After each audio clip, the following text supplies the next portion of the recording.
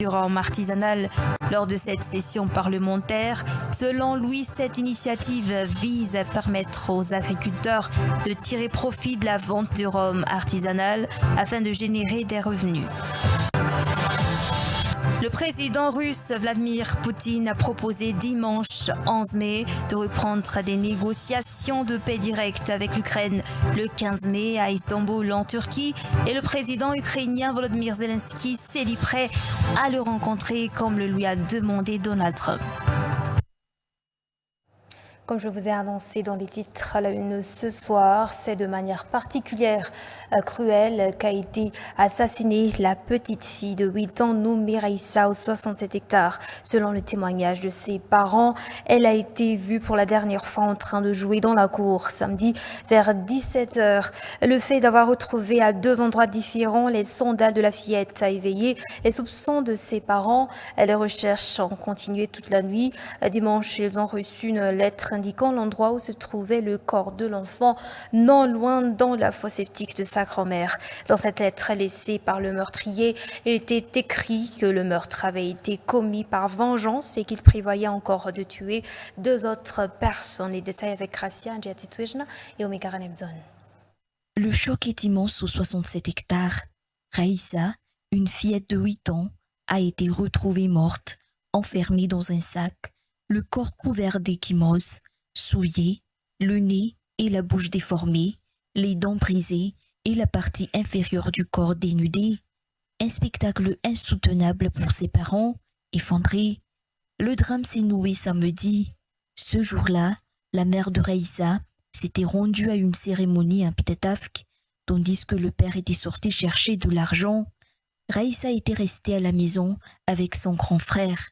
Elle jouait, insouciante, devant la maison avec son ami. Vers 17h, son père entre, mais Raïssa n'était plus là. Une disparition immédiatement jugée inquiétante. Selon sa mère, la fillette n'avait jamais l'habitude de sortir seule, ni de se rendre chez d'autres personnes. L'inquiétude grandit en découvrant ses sandales éparpillées à 2 endroits différents. Les recherches commencent sans tarder et se poursuivent toute la nuit. En vain, dès le lendemain, des affiches sont placardées pour solliciter l'aide de la population. Dimanche, un rebondissement glaçant, une lettre anonyme est découverte par la camarade de Raïssa, déposée à la fenêtre de la maison de la grand-mère. Elle la remet immédiatement aux parents de la fillette. « Bonjour à vous, les parents. Notre vengeance est accomplie. Si vous cherchez votre fille, regardez dans la fosse septique de sa grand-mère. C'est là que se trouve le corps. Mais nous reviendrons. Il y en a encore 2 à tuer. La guerre continue. Ce n'est pas fini. Nos condoléances pour votre douleur, mais nous sommes tous du même coin. » Ce message glaçant laisse entendre que le meurtre a été prémédité, commis au nom d'une vengeance personnelle. Mais pour les parents de Raïssa, c'est l'incompréhension totale. Ils affirment n'avoir jamais eu de démêlé avec qui que ce soit dans leur entourage. La mère de Raïssa en appelle à ceux qui ont commis cet acte odieux. Il se manifeste, qu'il explique les raisons évoquées dans cette lettre. Nous ne comprenons pas ce qu'on a pu nous reprocher pour en arriver là, confie-t-elle. Question sociale, le stade Maki à Ndoutapenak a été en totale euphorie ce jour. Lors du passage du président Anjradjouilna sur les lieux, le chef de l'État a de nouveau témoigné directement son soutien aux plus vulnérables face à l'inflation. Plus de 7200 foyers vulnérables ont bénéficié d'aides sociales sous forme de denrées de la part de l'État. Anjradjouilna a également distribué des kits scolaires spéciaux aux candidats au prochain examen du CPE. Reportage signé Ce n'est pas la première fois et ce ne sera pas la dernière fois, a promis Anjradjouilna, président de la République, au stade Maki à Ndoutapenak. En effet, le numéro 1 du pays a de nouveau distribué des aides sociales sous forme de denrées aux plus défavorisés de la capitale. Une nouvelle accueillie dans la joie par une foule en liesse au stade Maquis. Ils sont plus de 7200 foyers du 1er et du 4e arrondissement à bénéficier de ce geste du premier responsable du pays. On retrouve également les marchands ambulants aux alentours d'Analankeli, de l'Institut et de Tsaralalan, qui ont dû se plier à l'organisation de la mairie de la capitale lors du sommet de la COI. Les travailleuses du sexe font également partie de la liste des bénéficiaires. Cette aide sociale est une initiative de l'État pour soutenir les familles vulnérables face à l'inflation, notamment la hausse du prix du riz. Nous avons déjà notre stratégie pour augmenter le rendement de riz pour baisser son prix, mais en attendant, nous allons vous remettre des sacs de riz selon le président dans son allocution. Comme à son habitude, le chef de l'État ne s'est pas contenté seulement de la distribution de riz. L'aide sociale de ce jour comprend également de l'huile alimentaire, du sucre et une barre de savon. Ndjadzuel a également distribué des kits scolaires spéciaux aux élèves candidats à l'épreuve du CEPE. Ils ont été 400 à avoir reçu de nouveaux cartables remplis de matériel didactique de la part du président. Dans la matinée, le chef de l'État a visité les travaux de réhabilitation de ruelles et de ponts menés dans le cadre du projet Produire un Casne. Le député d'Ambous Tchalivarason a présenté une proposition de loi relative à la libéralisation de la production et du commerce du rhum artisanal. Lors de cette session parlementaire, selon lui, cette initiative vise à permettre aux agriculteurs de tirer profit de la vente du rhum artisanal afin de générer des revenus. Il affirme également que cette proposition répond aux difficultés rencontrées par les paysans face à la surproduction de cet alcool en milieu rural. De nombreux arguments ont été réunis pour convaincre les deux chambres du Parlement d'adopter cette loi dans le but de soutenir les agriculteurs, selon toujours les propos de Liva Rasson sur le micro de Zora Barzon. Le député d'Ambous Tchalivarason a présenté une proposition de loi visant à encadrer la production et la vente du tokagas, un alcool artisanal largement produit en milieu rural. Il dénonce les pertes subies par les paysans, notamment en Boust, où 90% de la population agricole vient de la canne à sucre. L'objectif est de régulariser cette activité afin d'en faire une source de revenus légale et durable. Déjà présentée sans succès par d'autres députés, cette proposition revient à l'Assemblée nationale avec de nouveaux arguments pour convaincre le Sénat. Livarasson affirme que ce texte ne vise pas à encourager l'anarchie, mais à encadrer un secteur informel pour le rendre légal. Disposant d'arguments solides pour faire adopter ce texte, l'Assemblée nationale est prête à convaincre les sénateurs à cet effet, a-t-il souligné. Toute la journée d'aujourd'hui a été consacrée à l'analyse de certains articles de ce texte au sein de l'Assemblée nationale.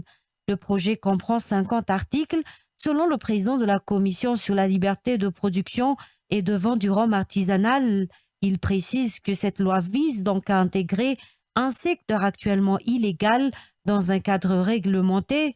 Cette proposition de loi devrait également générer de nombreux emplois car elle permettra la création de petites et moyennes entreprises dans les districts selon le député Savatsarara Biainarmang, président de la commission des lois à l'Assemblée nationale. Il souligne que de nombreuses personnes actuellement sans emploi pourraient trouver du travail grâce à cette loi une fois adoptée. Les travaux de la commission se poursuivront demain car chacun des 50 articles de la proposition devra être examiné en détail. Une fois les travaux en commission terminés, le texte sera soumis à un vote en session plénière à l'Assemblée nationale avant d'être transmis au Sénat. Pour continuer, les communes aux alentours du fleuve Mbaïvé, dans la région de Fitounane, sont de grandes productrices de riz et de produits d'exportation tels que le girofle, le litchi et le café. Mais malgré cette forte potentialité, les produits ne peuvent pas être expédiés hors du territoire faute de routes praticables. Par conséquent, la population vit encore dans la misère selon les natifs de ces circonscriptions. Pour aider la population à la base, donc, l'association des natifs d'Ambahivé organisera des événements économiques et culturels pour attirer les touristes et les investisseurs à visiter cette zone. Yanchara Larsou. Certaines communes de la région de Fitvenan sont réputées pour la production de cultures vivrières, telles que le riz et pour la production de produits d'exportation, comme le girofle, le café, le litchi et tant d'autres encore. La zone appelée Ambaïvé, traversée par le fleuve du même nom, est constituée par une dizaine de communes, figure parmi les circonscriptions les plus productives. À part satisfaire la consommation locale, la quantité de la production est telle que l'approvisionnement d'autres régions du pays et même celui des marchés à l'étranger est réalisable selon le rapport des natifs de ces communes. Or, malgré cette forte potentialité, la production ne peut pas être acheminée hors de cette zone, faute de routes carrossables. En effet, le mauvais état des routes empêche l'expédition et la commercialisation des produits dans d'autres régions, freinant le développement économique de la zone. À cause de ce problème de route et de transport, la plupart des habitants de ces 10 communes vivent encore dans la pauvreté. Pour leur venir en aide, mais surtout pour les rendre autonomes financièrement, l'association Zanakambaïvé organisera des festivals culturels et économiques dans cette zone. Parmi ces festivités, l'événement traditionnel appelé Fanjun, ainsi que le festival touristique qui permettra de faire connaître les richesses naturelles de la zone. Les membres de l'association Zanakambaïvé ont tenu une assemblée générale dans la capitale hier. Question politique, le président russe Vladimir Poutine a proposé dimanche 11 mai de reprendre des négociations de paix directes avec l'Ukraine le 15 mai à Istanbul en Turquie.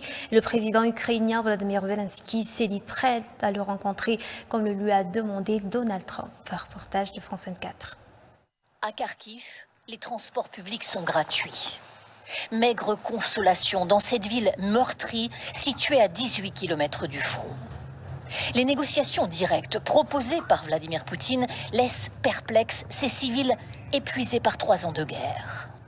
Quand vous bombardez l'Ukraine à peu près 100 à 150 fois par jour, et encore aujourd'hui, et que vous parlez de négociations, moi je dis que ces mots-là ne valent rien. Oleksandr Vlasenko, 60 ans. Il était dans son appartement quand un drone russe a touché son immeuble. Il a survécu, mais ne lui parlez pas de négociations possibles avec Vladimir Poutine. C'est un cynique, un menteur et aussi un tueur. Qu'est-ce que je peux vous dire? Regardez, des enfants ont été tués ici. Nous avons rendez-vous avec une jeune femme dans ce café un peu particulier. Anna Manakova a perdu son meilleur ami sur le front. Elle gère ce lieu où se rassemblent ceux qui ont perdu un proche. En Europe, n'écoutez pas Vladimir Poutine. Dans les territoires occupés par les Russes, par exemple, ils disent qu'ils reconstruisent, mais ce n'est pas vrai du tout.